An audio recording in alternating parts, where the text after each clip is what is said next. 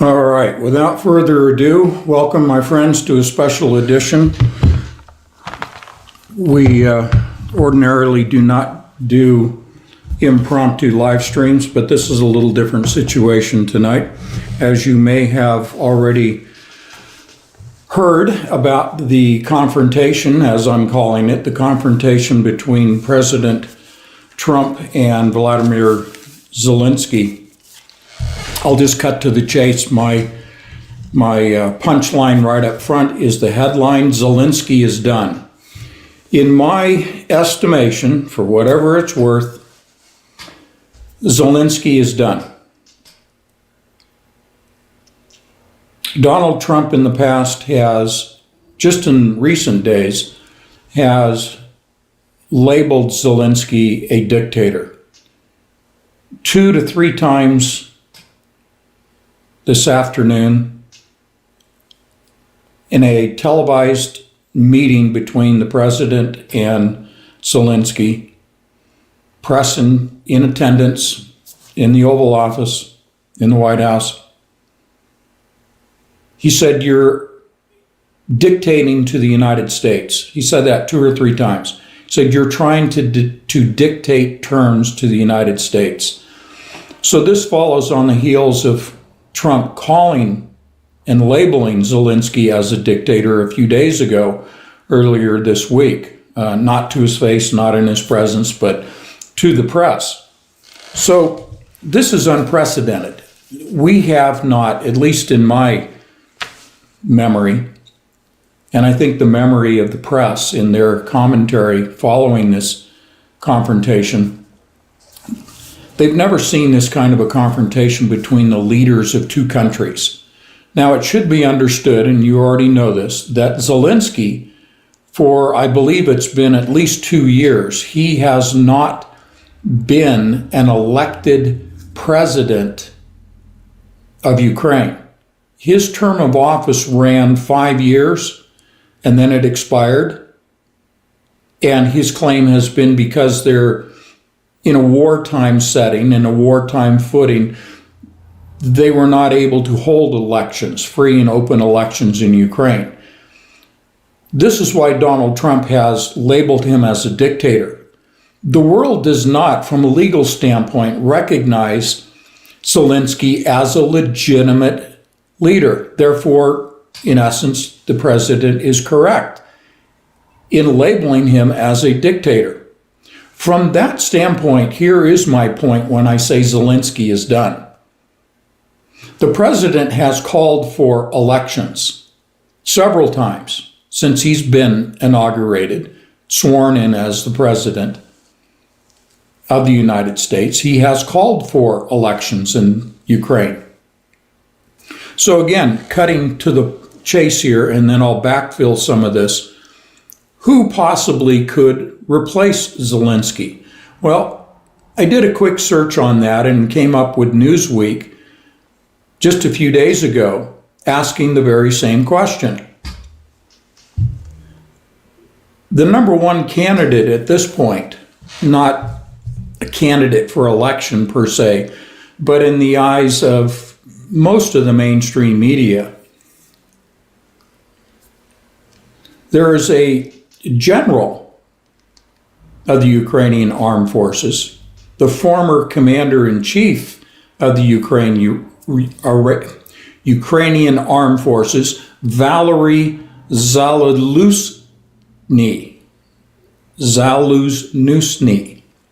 Okay, I don't speak Ukrainian or Russian. Valery, of course, Valery, spelling his last name Zaluzhny. He was removed by Zelenskyy from his defense position in February of 2024, and he is now the ambassador of Ukraine to the United Kingdom. So, I agree that, and his name has been floated in the media, alternative and mainstream, over the last several weeks. Zaluzhny. Of According to Newsweek, tensions between Zelenskyy and Zelenskyy had been simmering for months before he was removed from his post.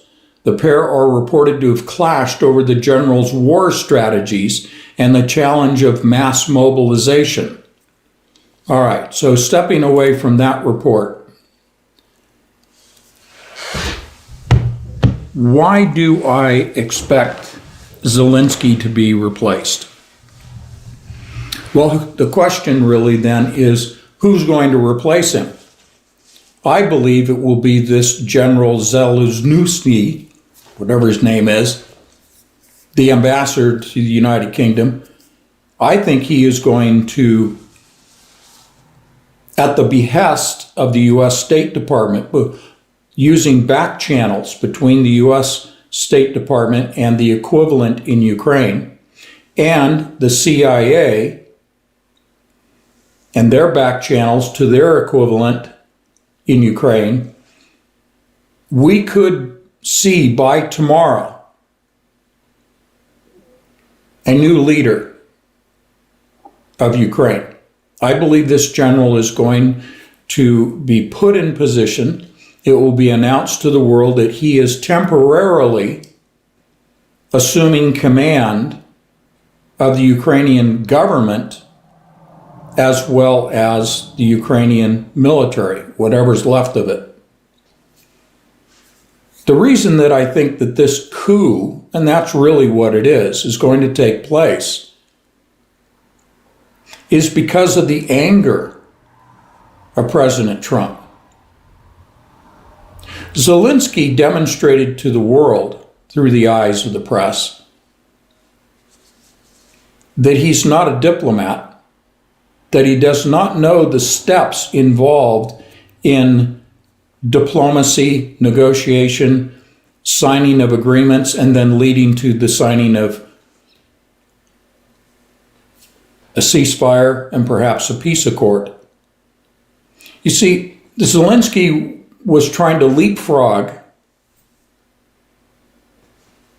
the diplomatic process that we were witnessing the president and the vice president, J.D. Vance, trying almost to educate in front of the cameras, educate Zelenskyy, and that really, I think that process started with J.D. Vance. Educate him that, wait, we're talking about a minerals agreement here. What Zelenskyy was trying to do was back the president into a guarantee to provide security to Ukraine. President Trump already said yesterday and the day before, he said a minerals agreement would in essence provide security to Ukraine, because he said, and I'm paraphrasing, but I think this is pretty close, he said nobody's going to mess with us, meaning the United States, when the United States enters into Ukraine for the purpose of mining these minerals. And the president has made it very clear, no U.S. military boots on the ground. And he has said no European boots on the ground, despite what France and Great Britain are trying to do in terms of peacekeeping forces. He knows that Putin will never agree to that, and Putin has already said that. It's a non-starter in terms of negotiating a minerals agreement, and that's all that this was. That was step one. And the president and vice president were making it very clear, no, we're not talking about a securities agreement yet. That comes later. It's implied that with a minerals agreement, that when we bring our civilians in, there will be security in Ukraine, primarily security for these workers, these miners, and so forth. But Zelenskyy kept trying to back him into a corner. Now, many people already have been analyzing and talking about what has been said, and much more will be said tonight and tomorrow. I'm not going to try to parse what was said and make comment on it. Leave it to everybody else to say that. What I want to do literally here is to give you my expectation, which is what we do so often here. My expectation is for an immediate coup overnight to take place. Zelenskyy, I said on Tuesday in our live stream, expectations, U.S., Ukraine, and Russia. Remember I was talking about friendly relations between Putin and Trump, sitting down on the same side of the table, sharing lists of assets, collaborating with each other, that whole dialogue. It was a thought experiment, wearing rose-colored glasses. I said in Tuesday's live stream about Zelenskyy, I said he's irrelevant. He's already irrelevant. Then he walks into the White House today, into the Oval Office. Now he is truly irrelevant, to the extent that now there will be a coup. He will be replaced. He will be replaced by Donald Trump. Donald Trump said, he said, you don't have any cards to play. And Zelenskyy said under his breath, leaning over at the president, he said, I'm not playing cards. And Trump repeated it. You only have the cards to play, I'm paraphrasing, because we gave them to you. We put you in power. We made you the strong man. We gave you this. You should be showing more respect, more gratitude, thanking us, etc., etc. Again, I'm going to leave the others to parse all of that. But the important point here is that Trump said, you are trying to start World War III. And I think he said that 3 times. You are trying to start, or you will, or you are about to. In other words, he's saying what you're doing here, trying to back us into a security agreement, could lead to World War III rather than peace. He's trying to tell them, shut up, back down. You don't understand the implications of what you're trying to back us into the corner to agree to.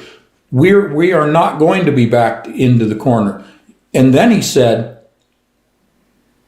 you're trying to dictate to the United States. He said, you're not going to dictate to us. You're not going to tell us. Okay, so again, I'm trying to give you my, not so much parsing the words and then trying to describe it, even though I just did that. I want to lead to the point here, and that is, the president's absolutely correct. Zelenskyy is trying to continue the war, trying to force the U.S. to continue to send money and material and to put boots on the ground. This is in complete opposition to what Putin has said for 3 years. No Western forces in Ukraine. Ukraine needs to be demilitarized, denazified, needs to be a neutral state, and cannot be a member of NATO. Again, Zelensky's trying to back the United States into granting membership in NATO for Ukraine. All of these things that I just listed would lead to World War III. Putin has said as much. There will be no NATO. There will be no military. There will be no Nazis. There will be no state of Ukraine as a Western ally. It must be neutral. Those are the criteria that he has laid out for years now. And yet what we just witnessed here was Zelenskyy saying completely the opposite. So, understanding what the president said, he was warning him, you could cause World War III by what you're demanding, by your actions, by your attitude. I think Zelenskyy is completely out of his mind. You talk about delusional. I said to Kathleen, I was imagining as we're watching all of this unfolding, I could imagine the Secret Service detail standing there. Probably a couple of 6'5" guys, close to 300 pounds and all muscle, just about ready to leap over the couch and grab Zelenskyy. I mean, Zelenskyy was nearly threatening the President of the United States. We haven't seen this before. Now, yes, we could, we could say things like, oh, this is all theater, as I have said, this is all pre-scripted, they're just role-playing here. I think this was truly delusional behavior on the part of Zelenskyy. And I think Trump was as caught off guard by what unfolded, because there was 30 minutes of diplomatic discussion that led up to this heated exchange. Zelenskyy was escorted by the Secretary of State, Mark Rubio, and I forget who the other person was, but escorted out of the Oval Office, out of the White House, ushered to his limousine, to his armored SUV. Not his, it's obviously U.S. He is scheduled at 6 o'clock Eastern Standard Time on Fox News with Bret Baier. I don't know if that's going to take place or not. It doesn't really matter. Anything Zelenskyy says at this point is just going to dig a deeper hole for himself. I would not be surprised if that word gets from the White House to Fox and say, cancel this. This is too provocative. Meaning, again, Zelenskyy's words, behavior could provoke a war. A wider war than what is going on in Ukraine. Now, I will defend Putin here because I don't think Putin would fall for that. I don't think World War III. But it's the image, it's the picture that is painted by Zelenskyy's behavior that I think the president really wants to tamp down, doesn't want to give him any more airtime. Because I think as soon as the cameras were turned off, I'm sure there were still heated words going on in the Oval Office, but I think very quickly, once Zelenskyy was escorted out of there, that what I just said, State Department back channels, CIA back channels, the word going to this general in Ukraine and his people. While Zelenskyy's out of the country, bring on a change of leadership. If you want to call it a coup, that's fine. But for the sake of the Ukrainian people, that needs to be done, in my opinion. Zelenskyy needs to be removed. Remember, as I said at the beginning, he is an illegitimate leader. Therefore, he's not a leader. He legally has no voice for the Ukrainian people and the Ukrainian state. Even if he entered into a signed agreement for minerals and all of that, even a peace accord, legally speaking, his voice, his signature means nothing. So already by his behavior, that's a soft coup right there. Zelenskyy just sealed his own fate.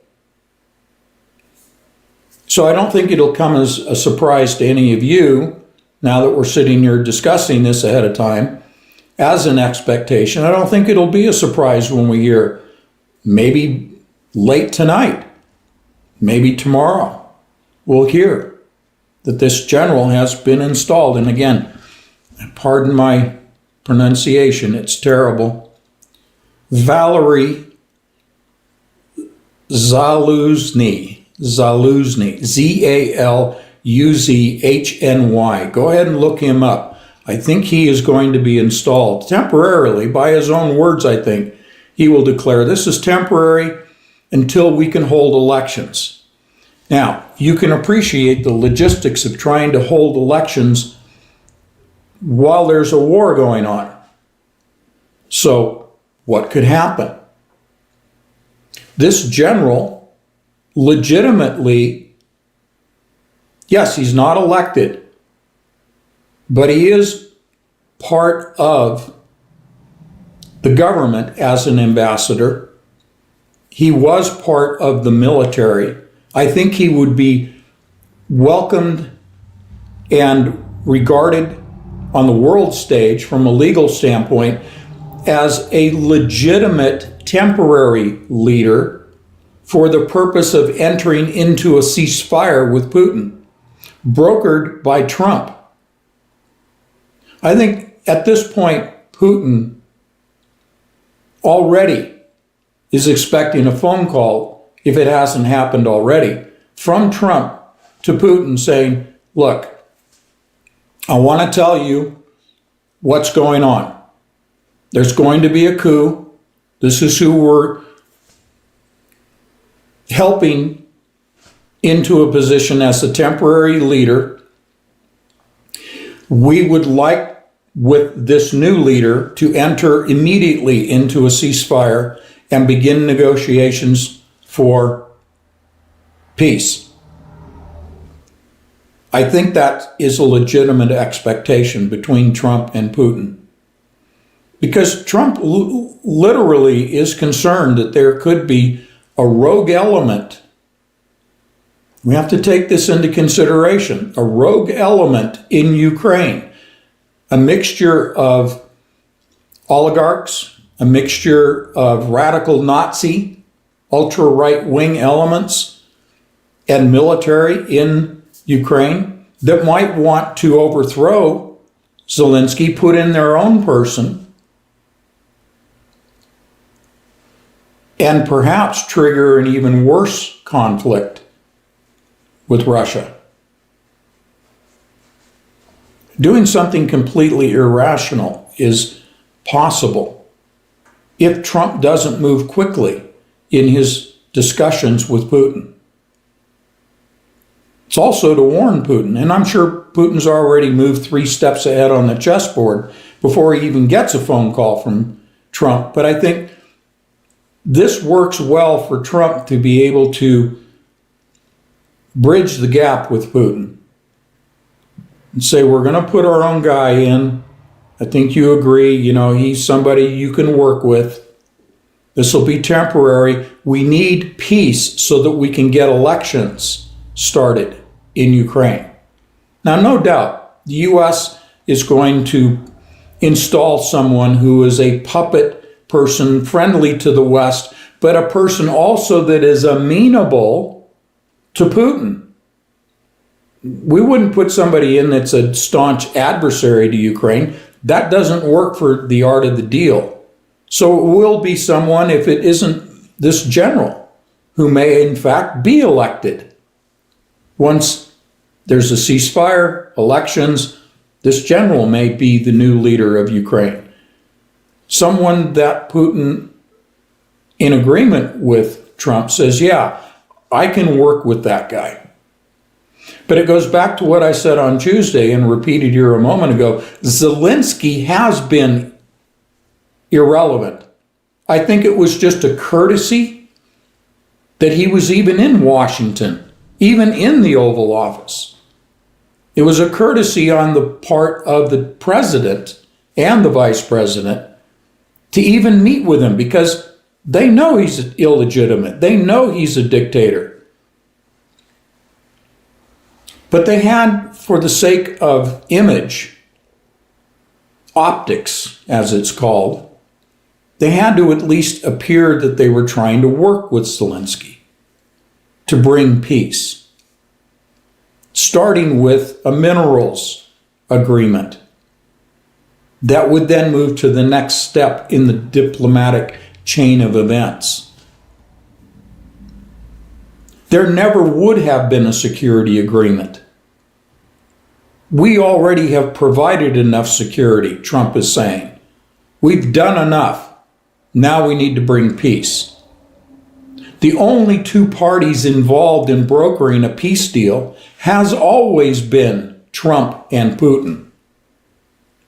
So Zelenskyy is done. There's probably more I could say. I'm going to continue to stay on top of this, Kathleen and myself. If there is a interview with Bret Baier on Fox tonight, if that actually does happen, we'll try to watch that. If we don't have mainstream television here, so we'll try to do what we can. But I'm sure it'll be replayed afterwards. The point is we'll pay attention to this. I won't do another live stream tonight unless World War III breaks out. But I thought this was important enough, it was unique enough of an event, and it has significant consequences for the entire world. And the behavior was just so out of character for all parties involved that we needed to bring this to your attention. I knew you already knew about it, but I just needed to get it off my chest. Zelenskyy is irrelevant. Zelenskyy is done. There's going to be a coup. I think it will be over night tonight. And I think elections are on the horizon. I think a ceasefire is imminent. Probably while Trump is in Mar-a-Lago this weekend. Could very well be that Putin will agree. Yeah, let's do a ceasefire. We've got open dialogue. We're making the right moves, change of leadership in Ukraine. Now we've got something we can work with, a person, temporary leader we can work with. Putin's going to agree, yeah, legitimate elections, let's do it. And that also calms down the European countries who are just rabid about still believing with a Cold War mentality that Russia is still an aggressor, still wants to take over Europe. There's no evidence of that. I think this will calm down the European countries. It's not going to make the leaders, the EU leaders and the NATO leaders, it's not going to make, let's say, Britain, France, Germany, it's not going to make them happy if there's a ceasefire. I'm talking about the leaders. The people of Europe want peace. It's the politicians that are the problem. I think when a ceasefire is achieved, that's going to put them back on their heels, the European leaders. They know they have no opportunity to put boots on the ground with a ceasefire. And that will be the understanding that Putin conveys to Trump.